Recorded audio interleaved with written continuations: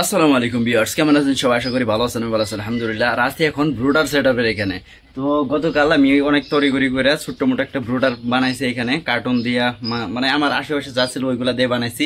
তো আমার ইনকিউবেটর যে ডিম বসেছিলাম সেই ডিম থেকে কিন্তু বাচ্চা ফুটছে, আর রাতের বেলা এই বাচ্চাগুলো ফুটছে। রাতের বেলায় আমাকে এইগুলা এখানে ব্রুডারে দিয়ে দিতে হয়েছে, কারণ হইতেছে রাতের বেলা যখন আমি বাসায় আসি দেখি ইনকিউবেটর ফুল হয়ে গেছে, মানে অনেকগুলো বাচ্চা ফুটছে আলহামদুলিল্লাহ। কারণ আমি যেটা আশা করছিলাম তার থেকে অনেক বেশি বাচ্চা ফুটছে। মানে প্রথমে ভাবছিলাম হয়তো বাচ্চা খুব একটা ফুটবে না, হয়তো 30-40টা বাচ্চার মতন ফুটতে পারে। এখন যে টেম্পারেচার গেছে কয়েকদিন, ঠিক আছে, ওই টেম্পারেচারে মানে এতগুলো বাচ্চা ওঠার কথাই না। তবে যাই হোক আলহামদুলিল্লাহ অনেকগুলো বাচ্চা ফুটছে। সেই বাচ্চাগুলো এখন আছে এই ব্রুডার সেটআপের এইখানে।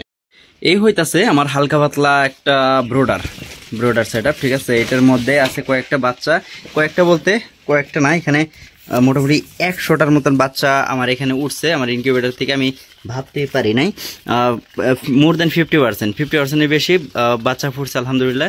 কিন্তু অনেকগুলো বাচ্চা দেখতেছেন এই যে দেখুন দুর্বল এবং মারা গেছে কয়েকটা বাচ্চা। তার কারণ হইতাছে রাতের বেলা যখন আমি এগুলোর ব্রুডারের এখানে দেই, বাল্বও ছিল এবং সবকিছু ঠিকঠাক ছিল, তবে ছিল না শুধু ইলেকট্রিসিটি। আর কারেন্ট না থাকার কারণে এখানে কিন্তু অনেক ঠান্ডায়, আমি সকালবেলা দেখছি যে ঠান্ডা একদম জমে গেছে বাচ্চাগুলা, মানে একটার উপর আরেকটা চড়ে রয়েছে। কিন্তু এখন আলহামদুলিল্লাহ সবগুলা মুভমেন্ট করতেছে, দৌড়াদৌড়ি করতেছে। এর কারণ হইতেছে এখন ভিতরে টেম্পারেচার ঠিক আছে। আর টেম্পারেচার দেখার জন্য আমি একটা কিন্তু এই যে এখানে লাগিয়ে রাখছি মিটার, আর মিটারটা হইতেছে এইদিকে, একটু এদিকে, হ্যাঁ এই যে। তো এটার ভিতরে টেম্পারেচার মেনটেন আছে এখন 37.9, যেটা অনেক বেশি। 37°C থাকলে ঠিক আছে। তবে যাই হোক আলহামদুলিল্লাহ এখন সকালবেলা কারেন্ট আসছে, রাতের বেলা হালকা ঝড় বৃষ্টি হয়েছে। আর বৃষ্টির কারণে আমাদের এলাকায়, গ্রামে থাকি বুঝতেই পারেন যে ইলেকট্রিসিটি চলে যায়। কিন্তু এখন আলহামদুলিল্লাহ দিনটা ভালো গেছে। আর এখন দিনের বেলা কারেন্ট আসছে। রাতের বেলা কিছু পাখি মারা গেছে, এর কারণ হইতেছে কারেন্ট ছিল না, ঠান্ডায় পাখিগুলো মারা গেছে। তবে এখন খাবার দিয়ে রাখছি এবং বোতলের মধ্যে দেখতেছেন যে আপনি হলুদ পানি দিয়ে রাখছি। আর হলুদ পানিগুলো হইতেছে থায়াবিন। আমি দিয়েছিলাম হইতেছে এই লাইসোবিট, যেগুলো আমার কাছে ছিল, আমি কিনে আনতে পারি নাই, কারণ আজকাল আমি অনেক ব্যস্ততার মধ্যে আছি। এই কারণে যে আমার যে পুরাতন যে ওষুধ আছে এগুলো দিয়ে কাটাই দিতে হবে এদের ব্রুডিং। তবে যাই হোক এখন দিয়ে দিচ্ছি হইতেছে রিবুথিন, যেটা রিবুথিন বলুন, থায়াবিন বলুন, এগুলো সব কিছু কাজ একই। কারণ হইতেছে ভিটামিন বি অ্যান্ড ভিটামিন 2, এইগুলো হইতেছে এগুলোর কাজ। এগুলো হইতেছে আপনার প্যারালাইসিস হওয়া থেকে বাঁচায়। যদি একটু এদিকে লক্ষ্য করুন, আর এইগুলো হইতেছে যে হলুদ কালার দেখা যাইতেছে, এগুলো হইতেছে ওই রিবুথিন বা থায়াবিন বলুন। ওইগুলো কিন্তু একটু এখানে পড়ে রয়েছে, যেগুলা পিঁপড়ারা দেখুন খাওয়ার জন্য চলে আসছে। আমি জানি না এদের কি প্যারালাইসিস হয় নাকি, এরা কি কারণে খাইতে আসছে। আর রাতের বেলা যখন আমি এখানে বাচ্চাগুলো ছাড়ছিলাম তখন কিন্তু বাচ্চাগুলো অনেক সুস্থ ছিল, অনেক অ্যাক্টিভ ছিল। কিন্তু এক রাতে যে এতক্ষণ যে কারেন্ট থাকবে না সেটা আমি ভাবতেই পারি নাই। আর এই কারণে অনেকগুলো বাচ্চা মারা গেছে, প্লাস প্যারালাইসিস হয়ে গেছে। কয়েকটা মাত্র মারা গেছে। তবে ওই যে প্যারালাইসিস হয়ে শুয়ে রয়েছে, যেগুলো সাদা কালার দেখা যাইতেছে, এগুলো একটাও প্যারালাইসিস ছিল না, সবগুলো দৌড়াদৌড়ি করছে যখন আমি এখানে ছাড়ছিলাম। ঠিক আছে, দীর্ঘক্ষণ ওরা সম্ভবত ঠান্ডার সাথে লড়াই করে, আর যখন না পারছে তখন কিন্তু এরকম হয়ে গেছে, প্যারালাইসিস হয়ে গেছে। তবে আমি এগুলারে এই পানি খাওয়াই দেবো, পানি খাওয়াই দিলে আই থিঙ্ক সুস্থ হইতে পারে। কারণ এর আগের বার যখন আমি বাচ্চা ব্রুডিং করছিলাম কয়েকটা প্যারালাইসিস বাচ্চারা আমি ঠিকমতো পানি খাওয়াইছি, খাবার খাওয়াইছি, আর তার কারণে কিন্তু বাচ্চা কিন্তু অনেক বড় হয়েছিল সেগুলো। বাচ্চাগুলো রাইখা এখন চলে আসছি আমার কোয়েল পাখির এখানে আর একটা জিনিস দেখানোর জন্য। আর তা হইতেছে অনেক সময় আপনাদেরকে দেখাইছি এটা যে খাঁচার মধ্যে 5টা কোয়েল পাখি থাকে, যার মধ্যে একটা হইতেছে মেল আর 4টা হইতেছে ফিমেল। আর 4টা ফিমেল দেখুন দুপুরবেলা কিন্তু ডিম দিয়ে দিচ্ছে। তো এইটাই হইতেছে কোয়েল পাখি পালার পরে যে একটা আনন্দ, এইটাই যে দেখুন যতগুলো কোয়েল পাখি আছে সবগুলাই ডিম পারে। আর এগুলো অনেক দিন যাবত ডিম পারতেছে, ঠিক আছে, 1 বছরের বেশি হয়েছে ডিম দিতেছে। আর এই যে এইগুলোর ভিতরেও সবগুলো এখন আমার বাসায় ডিম নাই বিক্রি করার মতো। তবে এখানে দেখুন এই যে লিটারগুলো নিয়ে আমি একটু প্রবলেম আছে। আর হইতেছে যখন রাতেবেলা বৃষ্টি আসছে তখন কিন্তু এখান থেকে পানি পড়ে দেখুন লিটারগুলো কিন্তু জমে গেছে। গতকালই 2 দিন আগে এখানে এগুলো পরিষ্কার করে দেওয়া হয়েছে, পরিষ্কার করে নতুন লিটার দেওয়া হয়েছে। একই সাথে লিটার দিচ্ছে, আমি ওই পাশে দেখাই। ওই পাশে যে আমরা যে কাঠের গুণ দিয়ে দিছি ওইগুলো একটু দেখাই আপনাদেরকে।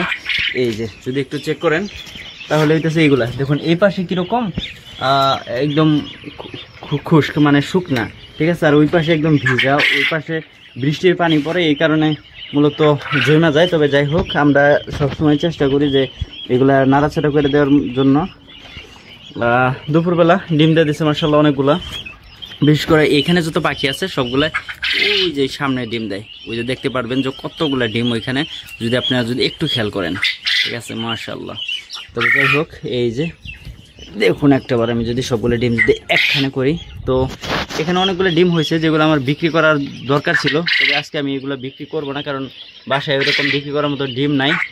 যে পাইকার ভাই আমার কাছ থেকে ডিম নেয় ওনারে আমি ডিম দিতে পারতেছি না আজকে। তো এই খাঁচার মধ্যে অনেকগুলো ডিম দিচ্ছে। এই যে এই রকমের যে ডিমগুলো আছে, এই যে দেখুন একটু যদি খেয়াল করেন, মানে একদম প্লেন না, ঠিক আছে, কেমন জানি একটা ডিম। এগুলা ডিম বসাইলে কিন্তু বাচ্চা ফুটে না, ঠিক আছে। বাচ্চা ফুটানোর জন্য অবশ্যই দরকার হইতেছে যে এই রকমের ডিম। এই যে দেখুন একদম পরিষ্কার মনে হইতেছে। এই ডিমটা যদি দেখায়, এই যে দেখছেন, এই ডিমটা যদি খেয়াল করেন তাহলে এইটা থেকে বাচ্চা ফুটে না।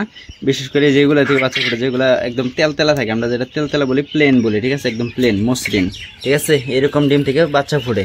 তবে যাই হোক, এগুলো অনেক পুরাতন পাখি। এই যে এই খাঁচার মধ্যে বিশেষ করে আছে এইগুলা, আর এইখানে যে পাখি আছে সব এই দুই রকমের পাখির সেম, ঠিক আছে, সেম। আর ওই সময় থেকে ডিম দিতেছে আর এখন পর্যন্ত ডিম দিতেছে, মাশাআল্লাহ।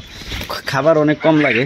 এগুলো যেহেতু জাপানি জাতের কোয়েল পাখি, এগুলো অরিজিনাল জাপানি জাতের কোয়েল পাখি। আমি যখন কিনেছিলাম এগুলো, এই যে পাখিটা এখন ডাক দিল, এই পাখিটা কিছুদিন আগে একদম অসুস্থ ছিল, মানে অসুস্থ বলতে ওর চোখ দুইটা একদম ফুলে গেছিলো, কিন্তু আলহামদুলিল্লাহ এখন ওটা ভালো হয়ে গেছে।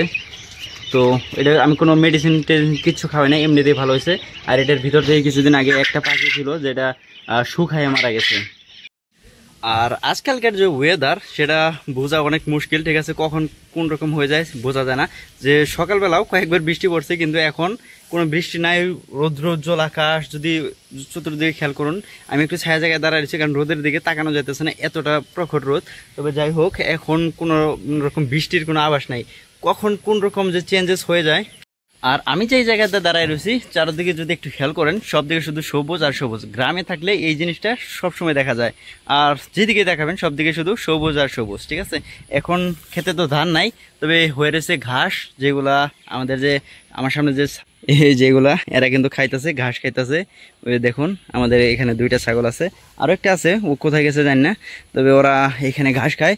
এই ছাগলগুলা আমাদের বাড়িরই, দেখুন মাশাআল্লাহ, ছেড়ে দিয়ে রাখা হয়েছে, এরা কিন্তু ঘাস খাইতেছে। আর এখন গ্রামের মধ্যে তো এখন বর্ষাকাল, আর এখন প্রচুর ঘাস জন্মাইছে এখান দিয়ে, সবগুলারা অনেক আনন্দ করে খাইতেছে, একদম পেট ফুল। দেখুন সব ঘাস খেয়ে পেট ফুল হয়েছে, কারণ এখন আলগা কোনো খাবার দিতে হয় না। তবে বৃষ্টি নামলে এদের যে কি হয় আমি জানি না, এরা এক দৌড় দেয় ঘরের ভিতরে চলে যায়। তো আজকের ভিডিওটা এই পর্যন্তই। ভালো থাকবেন, সুস্থ থাকবেন, টাটা বাই বাই, আল্লাহ হাফেজ। দেখা হবে নেক্সট ভিডিও থেকে। Thank you so much.